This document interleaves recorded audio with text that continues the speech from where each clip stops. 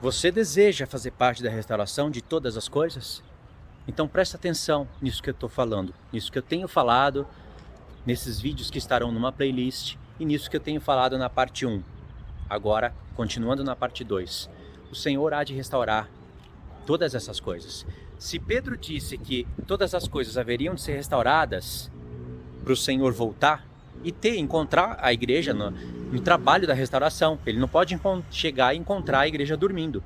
Ele vai chegar e encontrar muitas pessoas dormindo, comendo, bebendo, se embriagando, casando-se, dando em casamento, mas a igreja tem que estar em alerta, despertando as pessoas. E a igreja tem que entender que esse ministério haveria de ser atacado pelo diabo. Mas, se fala de restauração, nós temos que restaurar isso. Porque restaurando esse ministério, nós restauramos praticamente a maior parte que a igreja precisa restaurar para o Senhor vir se agradar da sua esposa, para ter um povo santo e eleito para ser arrebatado. Como que a igreja vai ser arrebatada agora? Isso expõe ao ridículo a linha pré-tribulacionista. Que igreja que o Senhor vai arrebatar agora, irmãos? Todo esse mistério de 2 casas de Israel, 7 festas, episcopado, fica caído assim e o Senhor Jesus volta para arrebatar a igreja? Ou seja, até essa exposição de palavras que eu estou falando para vocês restaura verdades, porque expõe ao ridículo a linha pré-tribulacionista e outras linhas, como doutrina humana. Então Atos 3 mostra que as coisas haveriam de ser restauradas. Em Atos 20, Paulo fala que lobos vorazes iriam penetrar no rebanho e atrair pessoas após si. Em Efésios 4, fala que dentro do rebanho do Senhor tem os principais, que são os presbíteros, que ele tratou lá como bispo, que no grego está como episcopado, que haveria de liderar o corpo. Homens aptos para ensinar, para estar ali governando bem, ministério de governo dentro da igreja. São homens mais aptos e mais parecidos com Cristo, porque eles têm que estarem irrepreensíveis, eles têm que estar irrepreensível para subir para o episcopado e se manter irrepreensível para continuar no episcopado. E Satanás vai fazer de tudo para a coroa ser roubada. Entendeu? Agora olha que importante isso. Fecha com 1 Timóteo 4. Vocês conhecem o assunto de Timóteo. É o assunto que nos ajuda a restaurar também. Uma carta que nos ajuda a restaurar esse grande mistério. Em Timóteo, capítulo 2 e 3, Paulo fala o que é necessário acontecer para ter um episcopado, uma liderança. Quais são as coisas que pode e que não pode? Quais são as funções dos homens em geral e das mulheres em geral? E se os homens almejam um episcopado, no capítulo 3 ele fala isso, excelente obra eles desejam, eles aspiram, mas é necessário todas aquelas credenciais que são referentes às coisas santas do Senhor. E eles devem se manter irrepreensíveis. E a mulher deles tem que ajudar eles nesse ministério. Não que a mulher vai ser separada para diaconisa, ou para pastora, ou para bispa. Não. A mulher vai auxiliar na vida do marido esse ministério. Porque para o marido desempenhar bem esse ministério, primeiro ele precisa ser casado. Paulo fala, se ele não for casado, ele não pode ser nem pastor biblicamente, a não ser que ele tenha aceitado o celibato, como Paulo. Esse é um assunto que se trata à parte, mas eu já devo tocar no assunto aqui. Então esse bispo, ele tem que ser casado, marido de uma só mulher. Filhos têm que estarem sob a sua obediência, porque senão ele se torna repreensível. Como Paulo disse, se a pessoa não sabe governar a sua própria casa, como vai cuidar da casa de Deus? Então por isso que Paulo exige que esses homens sejam casados. Se quer fazer essa obra sem ter mulher, vai para a igreja católica, que aí você pode virar um padre solteiro. Ou então assuma o celibato, porque senão você vai estar desobediente à palavra de Deus e Satanás vai estar doido para fazer essa pessoa cair em fornicação. E não é difícil, a pessoa está solteira. Então, irmãos, Paulo fala do episcopado com diligência. No capítulo 3 ele explica isso, e no 4 ele chama a atenção de Timóteo, porque Timóteo era um jovem, não era bobo não. Timóteo tinha um grande trabalho para fazer, Timóteo era uma representação de Paulo. Se Timóteo, sendo jovem, não tivesse supervisionado, não tivesse sobre o episcopado de Paulo, ele não poderia estabelecer presbíteros. Como que um jovem vai escolher quem vai ser bispo da igreja? Na verdade, irmãos, não era Timóteo. Tem pessoas que usam esse texto aí para invalidar tudo a palavra de Deus. Essas pessoas, elas não trabalham para restaurar todas as coisas. Elas trabalham, talvez de maneira inconsciente, mas trabalham para todas as coisas permanecerem como estão. Timóteo era um jovem. Se não fosse pela ordenação de Paulo, Timóteo jamais poderia fazer esse ministério. Entende? Nem Tito. E aí Paulo mostra na carta que ninguém poderia desprezar Timóteo, porque Timóteo era como os olhos e os ouvidos de Paulo. E Timóteo ainda tinha a tarefa, a grande missão de estar lá na igreja, estar observando, fazer perguntas, analisar os estudos e ver se o que estava sendo pregado estava de conformidade com o que Paulo já tinha ensinado.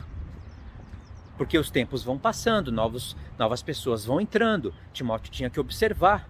Por isso que Paulo fala para Timóteo: Timóteo, medita essas coisas e nelas ser diligente.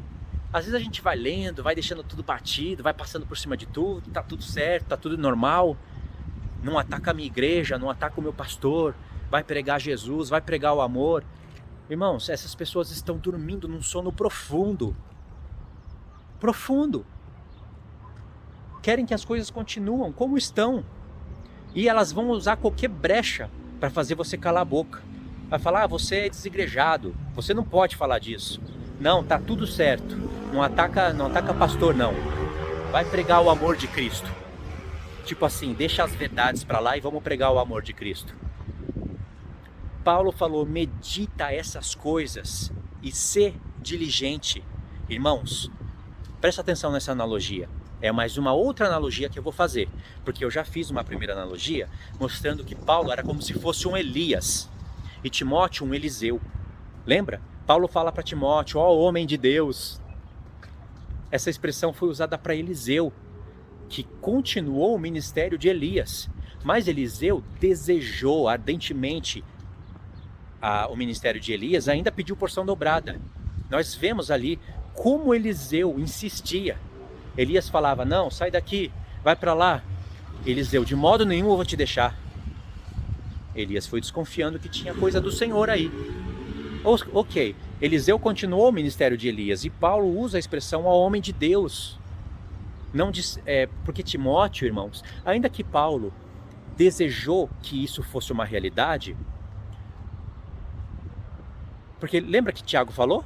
Irmãos, todos nós podemos ser um Elias na terra. Elias era... Como que Tiago falou isso?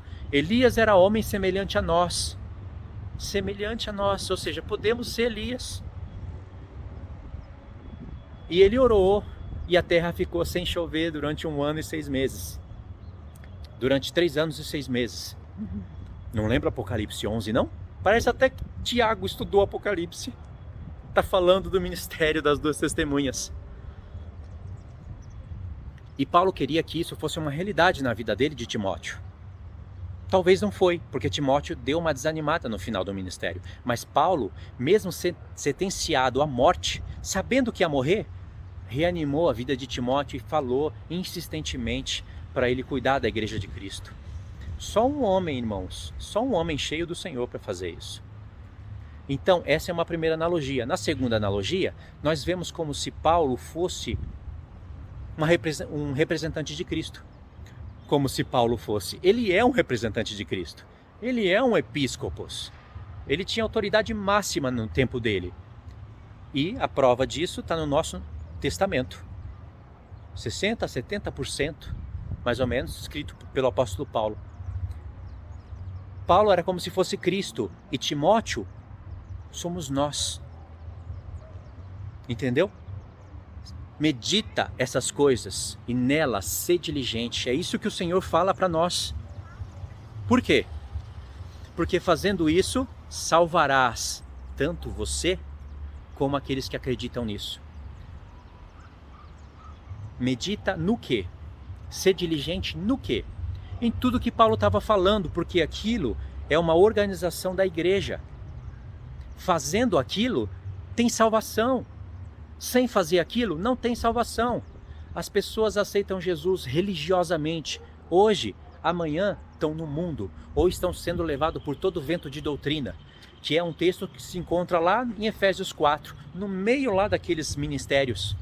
Porque se aqueles ministérios estão em atividade, como Paulo falou em Efésios 4, os homens não são levados de um vento para o outro, para uma doutrina para outra.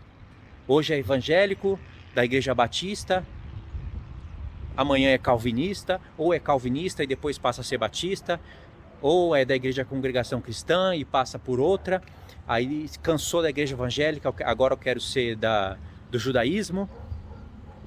Vai de um vento para o outro, nunca restaura a verdade do Senhor. Por isso que nós temos que meditar nessas coisas e nelas ser diligente, porque fazendo aquilo que tem a ver com todo o ministério, o diaconato da igreja, o episcopado, nós vamos salvar tanto a gente, porque a gente medita na doutrina, como aqueles que ouvem a gente. Satanás atacando aquilo, não tem salvação. Não tem.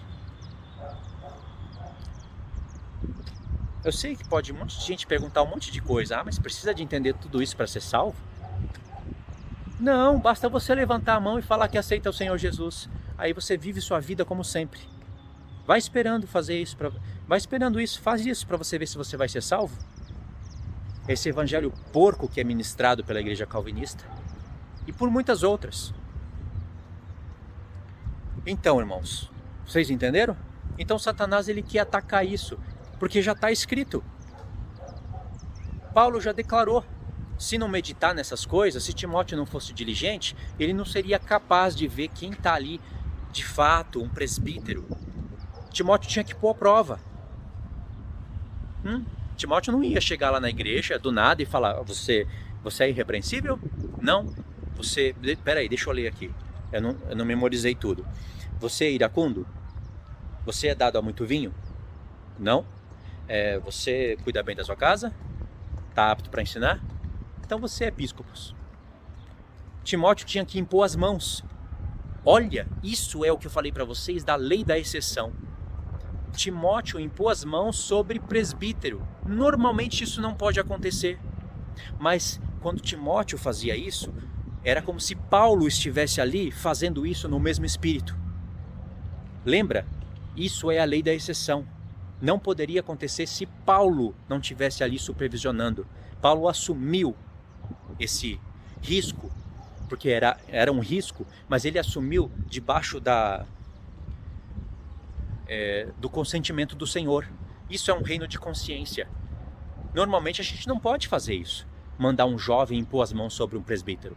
Por isso que Paulo fala, não impõe as mãos precipitadamente em ninguém. Já na segunda carta, Timóteo estava um pouco desanimado e Paulo fala, olha Timóteo, não rejeites o dom que foi posto em você pela mão do episcopado. Está escrito presbitério, mas nós sabemos que presbitério é episcopado. Ou seja, a doutrina da imposição de mãos, biblicamente, por lei, por via de regra, ela vem do episcopo e não dos mais inferiores, e não dos jovens.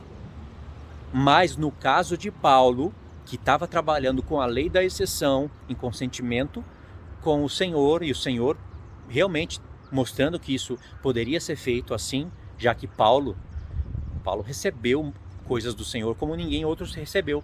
Então Paulo fazia isso porque ele estava preso. E ele não poderia fazer aquilo. Nesse caso, que é a lei da exceção, Timóteo poderia fazer. Mas ele tinha que ser diligente e meditar nessas coisas. E aí haveria salvação. Era uma missão muito grande para Timóteo. Uma responsabilidade grande. Entendeu? E Satanás ataca isso. Ataca. Hoje, imposição de mãos, qualquer um faz. Pastor? A gente está precisando de pastor, vamos consagrar aqui, estou precisando. Não é casado. Não importa. Paulo não está dizendo que precisa ser casado. Paulo está dizendo que se for casado, seja assim e assim. Eu não estou lendo isso na Bíblia. Pelo contrário, eu estou lendo coisas diferentes. Eu jamais vou impor as mãos de maneira precipitada. E eu nem posso fazer, porque eu não sou um episcopos. A doutrina da imposição de mãos é bíblica, mas olha como ela é bíblica. Entendeu? Isso daqui é importantíssimo entender. Seja como for, Satanás, ele sempre atacou esse ponto. Porque atacando esse ponto, já não tem episcopos. E os que tem hoje, que são chamados de bispo, eles têm que ser postos à prova, para ver se eles são mesmos bispos. Mas, ok, bispos, episcopos, tem que ter a organização, os ministérios, os diaconatos, para que haja salvação, para que haja a manifestação das coisas que Paulo ensinou para a igreja. Se não houver isso, não haverá restauração. Entendeu como isso é importante? Então, irmãos, fiquem atentos amanhã eu vou postar o vídeo para vocês, com a explicação completa desses fatos, com o mapa mental. E aí, dependendo de quando você estiver assistindo esse vídeo, quando o de amanhã estiver pronto, os links vão estar na descrição, junto com a playlist, tá? Então é isso daí, muito obrigado por ter assistido até aqui, Deus abençoe, e vamos continuar se esforçando, né? Essa é a nossa missão. Se a gente não fizer alguma coisa, não começar, aqui mesmo, assim, aqui, tô no telhado de casa, se não começar, vai começar quando? Será que eu vou esperar um pastor vir colocar a mão em cima de mim? Eu vou ter que procurar uma igreja para um pastor vir me consagrar pastor para eu começar a restaurar? Isso jamais vai acontecer. Se depender de mim, não. Pode acontecer se realmente ver que é uma autoridade de Cristo. Se não, aquele que impôs as mãos sobre mim para restaurar isso foi Cristo. E a prova disso é a palavra da restauração que ele me deu. Ainda não tenho o poder de cura e de sinais, mas isso vem com o tempo, não é?